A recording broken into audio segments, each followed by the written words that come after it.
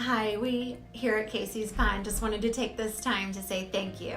We appreciate all your hard work in fighting the wildfires all around us. All of us, staff and residents, just want to know that you have our support in what you're doing, and we're thinking about you every day. Thank you so much.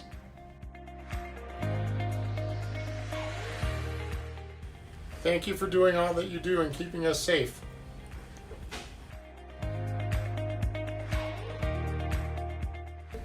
Awesome job. Thank you.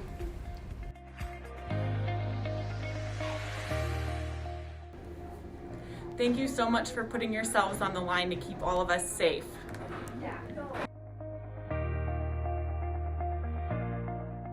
Thank you.